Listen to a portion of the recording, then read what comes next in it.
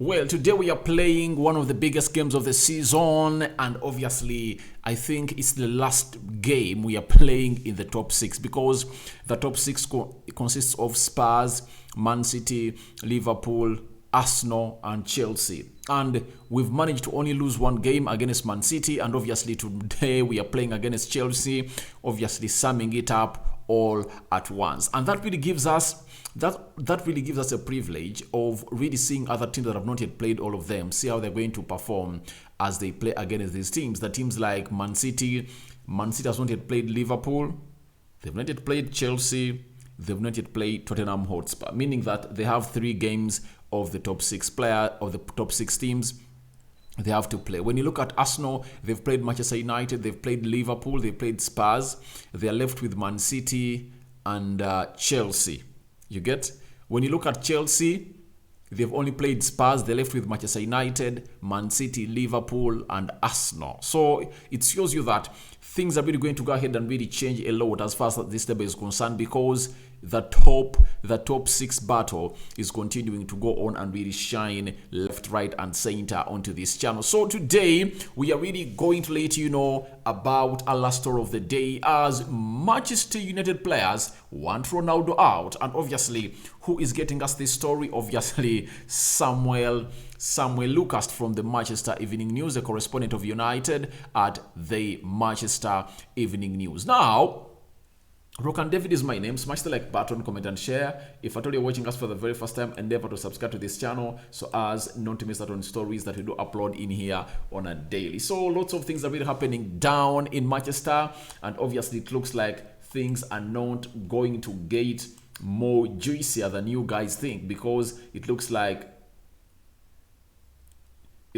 everything is not as rosy as people have been thinking at the side, which goes by the names of Ronaldo. Ronaldo has been suspended for 2 weeks and obviously thrown to train under the under-21s. And obviously today he arrived at the club and obviously trained with the under-21s. But a story coming in from Samuel Lucas, who broke that story that he's training with under-21, reads that a growing number of Manchester United players prefer playing without Cristiano Ronaldo as doubt mounts over his future. So this is something that we should look in here with a lot of attention, and we give it a lot of love as far as Ronaldo is concerned at Manchester United, because let no one lie to you that we want one of our legends to be treated like this. That's a lie. And let no one lie to you that we would love Ronaldo to be treated like this. We wouldn't like him to be treated like this. We would like him to be treated far much better. But his actions that he did on the game of Spurs really called this to happen. Obviously, no player is going to side with Ronaldo, because having played the best game of the season and won very well in the way that the manager really wants, there is no way you can tell me that one of the world's greatest, a legend at Manchester United, does something like that, because it looks like he felt so much bad when United was winning in a very favorable way, and he was not put on the field of play, to an extent that when the manager called him to come in and play some 5, 6, 7 minutes, Ronaldo said, "I'm not going to go on the field of play." And the manager, Eric Ten Hag, has come out and called out everything concerning him not playing for United, and he has said that him saying no to him going on the pitch is more unacceptable than him walking off and going in the tunnel. Meaning that even if Ronaldo had not walked that long walk, a suspension was going to happen to him. Eric Ten Hag was going to act, because that is really something bad and a sign of disrespect for a manager. And obviously Ten Hag is showing him, "I am the manager here." And obviously the players who played very well on the side of Eric Ten Hag, they're showing Ronaldo, please, if at all you are not ready to abide with what the manager is telling you, then we are also falling out with you.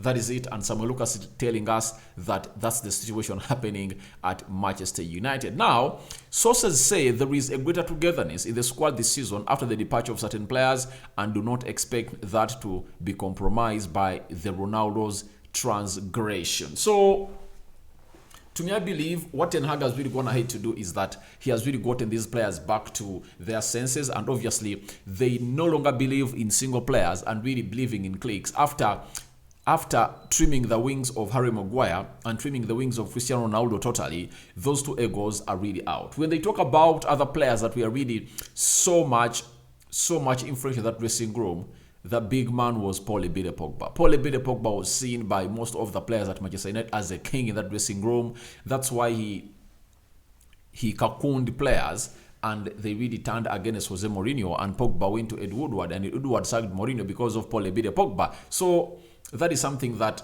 Erik Ten Hag really doesn't want. And obviously, when Ten Hag was told of really whether he needed Pogba or not, he said, I want Pogba out, because he knows that players of an ego of a man like Paul Ebide Pogba cannot be handled at a big club like Manchester United. And that's why he said, I want him out totally, because there is no way I'm going to come in here and really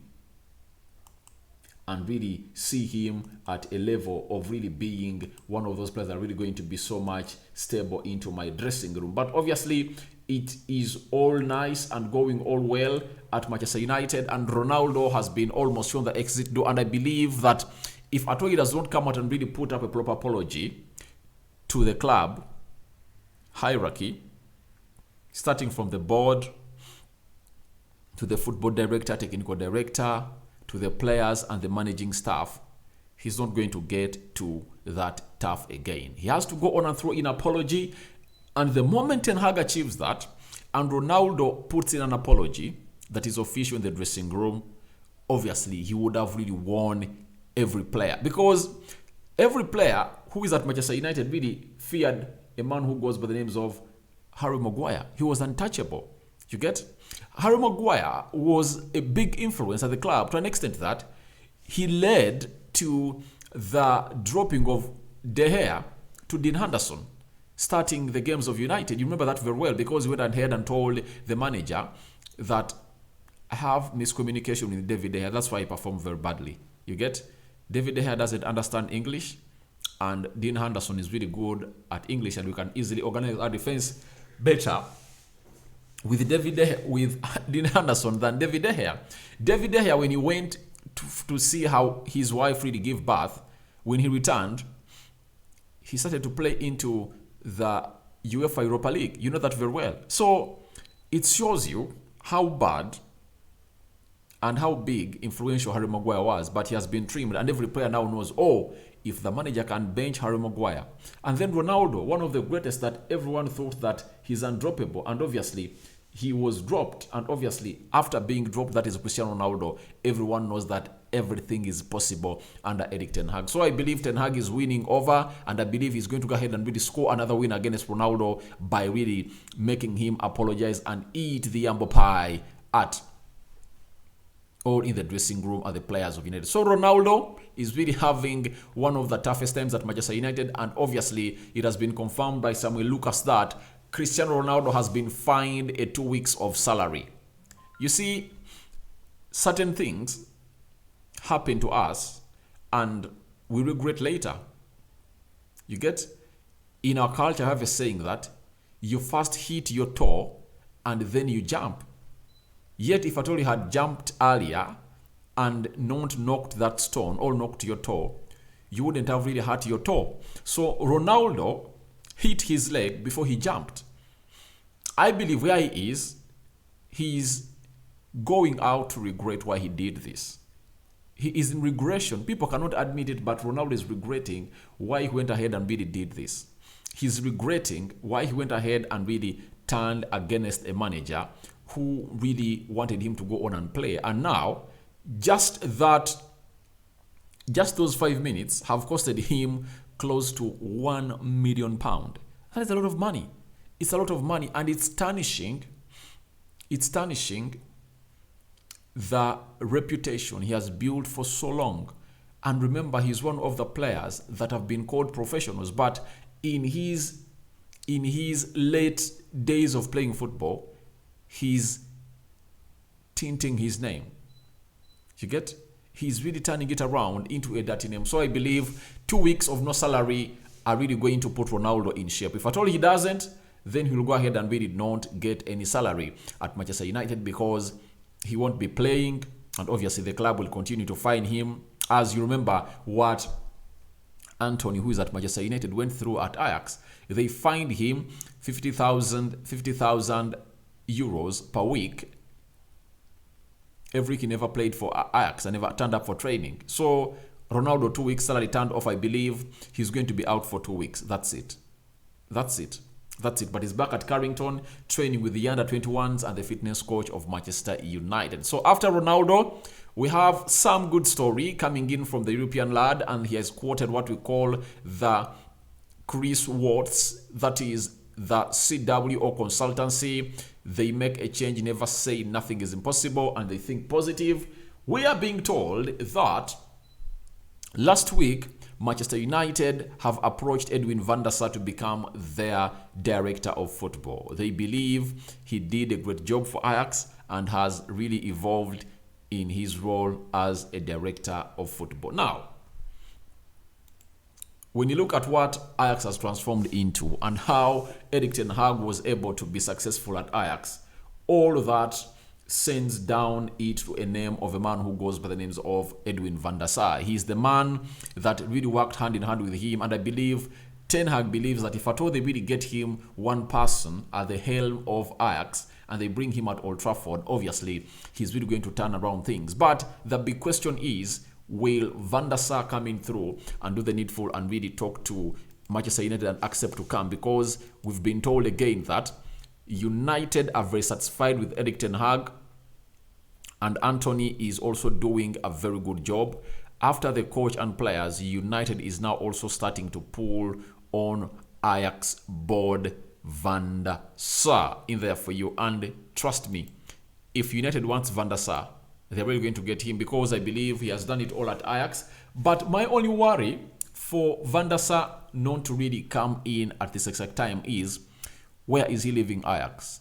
Ajax is in a transition period. Remember, they had a clique of very many players that Ten Hag had really built together, and obviously they lost almost all of them. They lost the goalkeeper Onana, they lost Tagliafico, the left back, they lost Mazzori, that is the right back. They lost Lisandro Martinez, who played as a central defender. They lost Gravenberch to Bayern Munich. They lost Anthony to Manchester United. Sebastian Haller also left. Close to 7-8 players left Ajax, and they went. And they are now into a rebuilding period, and they want to see themselves get back to the levels where they're supposed to be. And with how ugly they performed in the Champions League, I don't believe that Van der Sar would like to come in early enough before the end of the season, because he believes that he's responsible for all of this. However much Ajax is really a selling club, he needs to leave them in a perfect position. And one thing that is really making me hesitant about his coming in at Manchester United is his wife. Remember, Edwin van der Sar, why he retired early, he would have even given us some more 2 years at Manchester United. But the wife told him that you had promised me that in 2010 you are going to retire.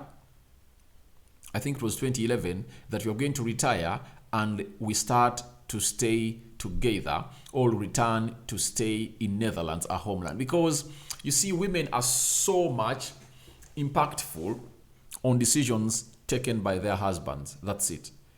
So much impactful on decisions taken by their husbands. And that is something that is happening in between a man who goes by the names of Edwin van der Sar and the wife. Now, will the wife accept to come back to England, especially Manchester, where he was close to a decade back?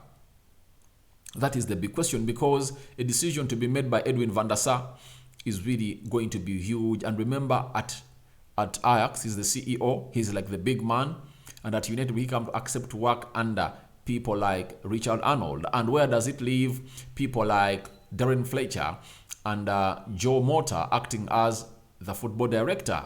Is it the end of time or end of days for this guy who goes on Mota? Because right now I believe Ten Hag is scoring a lot than Mata, and the moment you fail to get the manager what he wants, so go in and tell your bosses that, please, this is not what I really agreed on, and obviously I want something better. And obviously that shows you that there are clauses into the contract of Erik ten Hag that give him a lot of power, especially when you look at how he handled the Harry Maguire situation and really benching him. People used to think that Harry Maguire maybe has a clause in his contract, I'm going to play each and every game. That's why Ole Gunnar Solskjaer never benched him each and every time he played very badly. You get?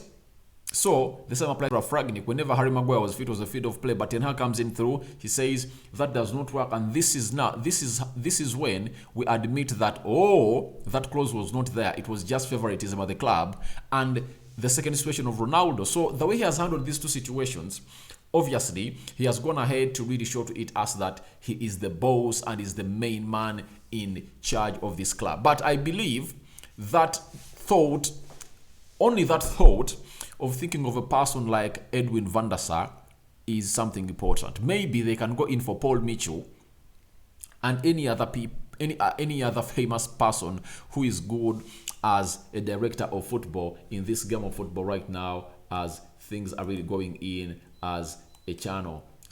In here onto the United Matters Summit. So as things stand and as things go on in here, I really believe that lots of things are really happening to us at the side which goes by Manchester United, and we just have to go on and really welcome them as they are really happening at the side which goes by the names of Manchester United, because we are really trying to go into a transition that is not going to be any easy as people think. It's not going to be any easy for Manchester United because we are really into transition. And I believe, as people are really saying, this is the best manager that has ever existed at Manchester United ever since Alex Ferguson left. Because one, he's good at developing players. He has a known football philosophy or style of play, and obviously every player is going to go on and really improve, provided you fit the system. You'll go on and really be here. If you don't suit the system, then we will kick you out of the club. And this time round, the club is going to be signing players that suit that system, not the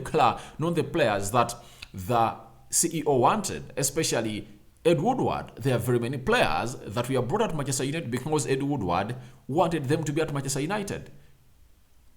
You get?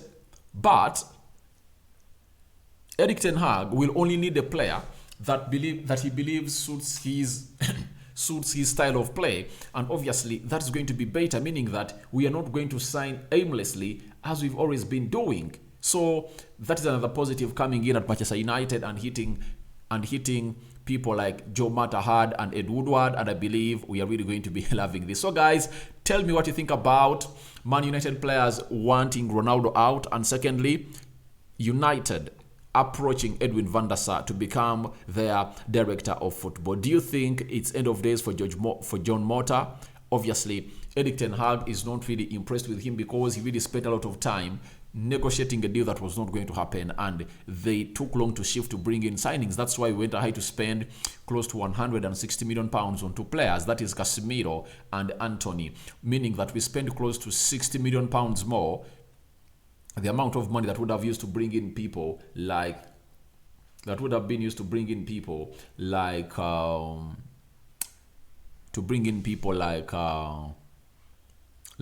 Cody Gakpo at like 40 million pounds, and maybe 20 million pounds would have gone in for a right back. So that is how bad Erik Ten Hag is unhappy with John Mota. And I believe he'll tell Richard Arnold, when you guys came to Ajax to interview me with Darren Fletcher, I told you what I wanted, and you are really failing my job. Look at this squad. If at all I had Frankie de Jong, if at all I had Julian Timber and very many others, it would have been a different squad altogether. And maybe, I really believe that, he is even telling them that if at all I had got me the players that I want, I would have been topping the Premier League table, because if we had got in those players early enough in the preseason training, I think we wouldn't have lost against Brighton. We wouldn't have lost against Brentford. That's it. Would have gone ahead to win those two games that opened the season, and right now would have been having close to 25 points, meaning that would have been 2 points behind Arsenal, meaning that we would have been into a title reach. I am not saying that we are far away from the title, but I believe by then it would have been so much possible for us to go in and put in a shift to see to it that all those things are really going to happen in a nick of time. So guys, thank you very much for watching. Smash the like button, comment and share. I sign out for now. See you later. May the Almighty Lord protect you abundantly. Rokan David is my name. United Matters channel is the YouTube channel you're watching me on. And I sign out for now. See you later. I think tomorrow I might do the combined 11 between of United and Chelsea. I think very many people are really asking it from me.